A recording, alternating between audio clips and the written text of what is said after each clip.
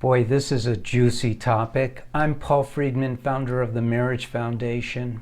And although we're not that kind of foundation that typically is just intellectual about marriage, we're all about helping marriages. This is an interesting topic. It's not something I usually discuss because I'm all about helping people with their marriages right now, of turning the future into marital bliss. But it's a good question, and I think it's worthy of a good answer. So how marriage has changed over time. We need to go back. First, we need to go back to, and I don't want to go back too far, but it's not that long ago that marriage belonged to men, believe it or not. They took a wife. You ever hear that song? Old MacDonald took a wife, or something like that. And women were possessions. It's crazy. Now, a smart wife learned how to have a lot of control over her husband, manipulative control, if you will, sometimes positive, sometimes negative. There were some marriages, of course, that were founded in love, like in the movies. Not many. We know, because human nature is human nature. But mostly it was an institution that trapped women. They married a man. They couldn't really get a good job on their own. It was like the only option they had. And then having children wasn't much of an option. They had children. There was no real good birth control.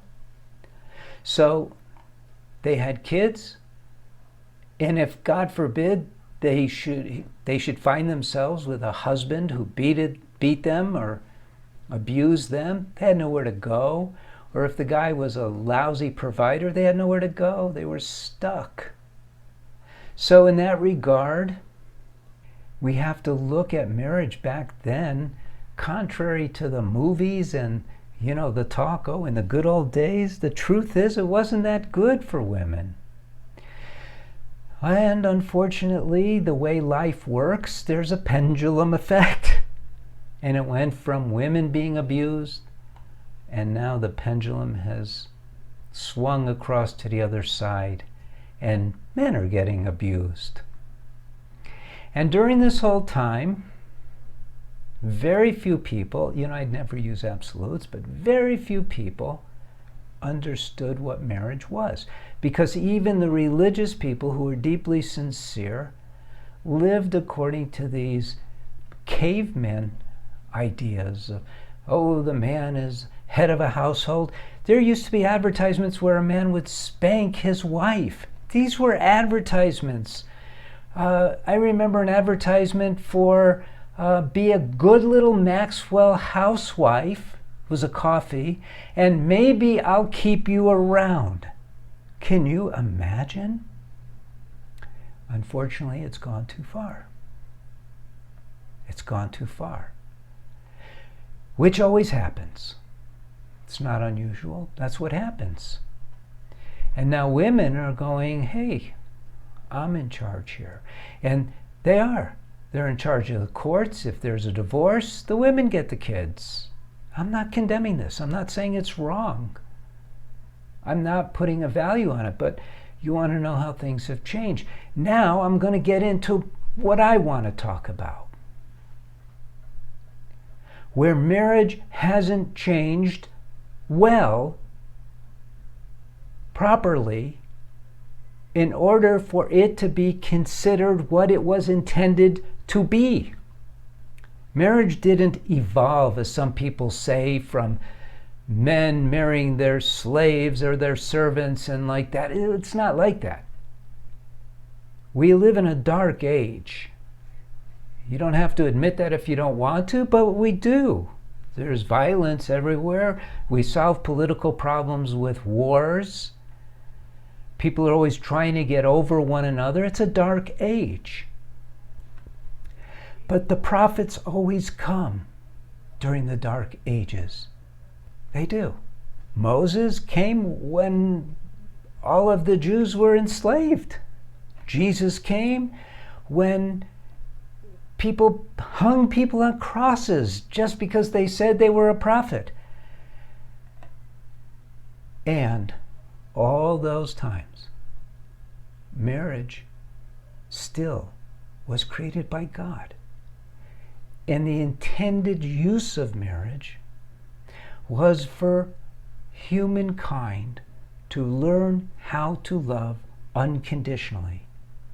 Maybe not like Buddha or Jesus, but maybe like them. But in a smaller environment where it's possible. I call it the sacred space of marriage, where there's just two of you, and your intention when you got married, identical. Happiness and love. And you have the equipment. You have free will. You have wisdom to choose between right and wrong, positive and negative. And this is where marriage is supposed to be. It's supposed to be utilized by us to achieve ever new joy by learning how to express unconditional love. Where do you hear that? The problem, why it's not there, is because everything always gets twisted in the world. It does. Free will has turned into road rage. I'm not going to go on about that because it's negative, but we need to learn how to do that which will create self-awareness and self-happiness. And there's no better vehicle than marriage. Trust me on this. I used to be a divorce mediator. I used to believe in divorce. I didn't know. But then I had a couple come in and routine. So how come you guys are getting a divorce? They both started to cry. We don't know what else to do. They came to me from marriage counseling. So I was kind of shocked. I thought marriage counseling, now my experience with marriage counseling in my first marriage was horrible, but I didn't realize that it was universally horrible. And I didn't get into why. And I found out why. Because they don't believe in love. I don't know how else to put it. They call love an abstract thought. They call it an increased like. Well, how can you achieve the depth of your heart opening up if that's not a goal for you? And how can it be a goal for you? It's just an abstract thought. You know, yeah, some people fall in love. No, you have control over that. You chose your spouse to love them, to make them happy until death do you part. But you don't do it. And this is where marriage needs to change to in the future, because we're not there yet. And in fact, you know, I created the Marriage Foundation at the behest of a fellow divorce mediator. Don't forget, I was a divorce mediator 20 years ago. And I would speak at Second Saturday after I discovered these new principles. And my friend said, Paul, here's $1,000. Turn this into a foundation. People need to know. All right. And those are the origins of the Marriage Foundation, because people need to know. It's not out there, but this is the future of marriage. This is what it's going to change to. So when someone does a video in 50 years on how marriage has changed over time, they're going to include the Marriage Foundation, because we are now the cutting edge. And there's nothing beyond us. We're the ultimate, because we're talking about the very core, absolute reasons for marriage: happiness and love. My name is Paul Friedman. I founded the Marriage Foundation.